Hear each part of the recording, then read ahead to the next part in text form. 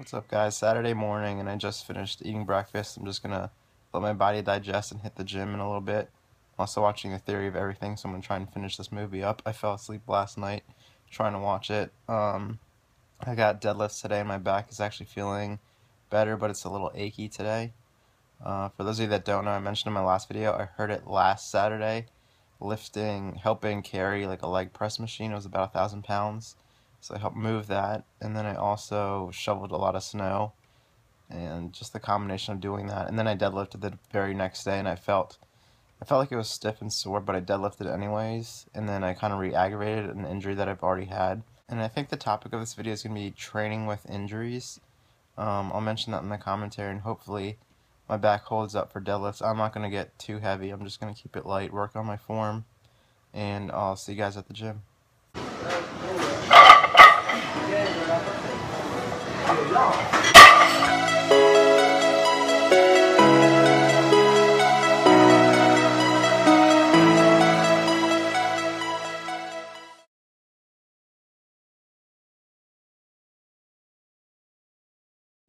So my gym actually isn't that bad for people re-racking weights. They're actually doing a lot of renovations to the gym, and I guess they're getting a new dumbbell rack.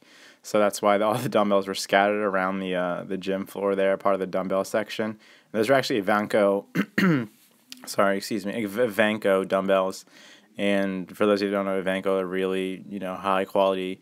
They make high quality equipment and weights. But moving on to the topic at hand. So the first tip that I can give you if you're training and you're dealing with an injury is to warm up a lot more for a longer duration than you usually would. So today I actually warmed up for an extra 5 to 10 minutes on the elliptical machine, and I devoted a lot more time to stretching, which is what you're seeing right now.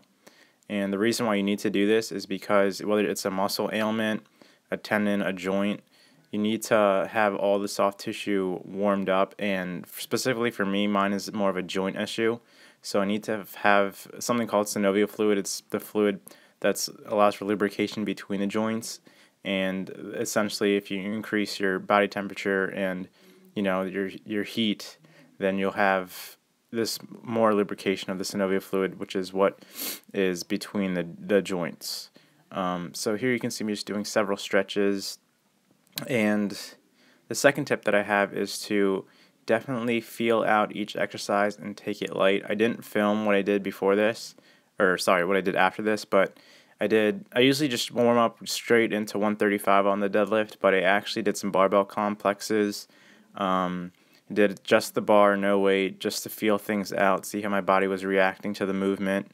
And everything was feeling great through warm-ups. It was all right. I didn't feel strong. I didn't feel super comfortable doing the deadlifts because I was, I guess, psychologically a little bit scared. But as you can see, adding some weights, and the weights are moving fine. And specifically for the deadlift, I was loading my hips and trying to load my hamstrings and then initiate the pull. Some of you might have noticed that I do have a tendency to not yank the bar, but my setup isn't as systematic, or it's more aggressive. I guess that's the word I'm trying to look for. But so for today, I just decided to keep doing triples until I felt like I was at a good weight, and to see if anything acted up or anything was aggravated. And things were feeling good. Even at 315, they were feeling fine. There you saw like a little headphone fail, and I just decided screw it, and I'll just tucked in the headphones into my pockets and then finish those last 2 reps. I actually thought about doing the Ogus, 753. He does 10 sets of 3, and I was like, that's a good mix of volume, and also I can work on my technique. So I thought about doing that, and I reassessed. I guess I got to the 5th set, and on the 5th set I felt something, and towards the 3rd and 4th and 5th sets, I felt it on the eccentric of the lift. So it wasn't even during the lift. I guess I have a tendency to lower the weight really slow, as you can tell. I don't want to slam the weights or make a large ruckus in the gym. So that's why I have a tendency to lower them pretty gently. It is 315 pounds. And that's where I felt the most discomfort, was during the eccentric. So I called it quits after the 5th set. So I just did 5 sets of 3 of 315. And I was really pissed off. I gotta be honest. I was angry. I knew that I messed things up for the worst. So I moved on to Pendlay rows. First time doing this movement, and I made sure that my core is braced this entire time because I didn't want to hurt myself. And this actually felt decent. I didn't feel anything in my lower back. It felt a little bit weird doing the first rep, but once I got into a groove, it felt really good. Another tip that I can give you guys is if you do have any kind of injury, whether it be muscular or joint related, is to take some sort of non-steroid anti-inflammatory drug. For me, ibuprofen works really well, or it's also called Motrin is the brand or generic name. But ibuprofen is the drug, and it works really well for me, and I suggest taking that for only 1, maybe 2 to 3 days, and then weaning off of it. You don't want to become dependent on it because you want to feel your body healing, and you don't want to, I guess you don't want to become dependent on it. It's not like you're going to get addicted to it, but you don't want to be dependent on it. You want to work through any type of injuries and stretching, and just you want to work through and actually heal yourself. You don't want the drugs to do the healing for you.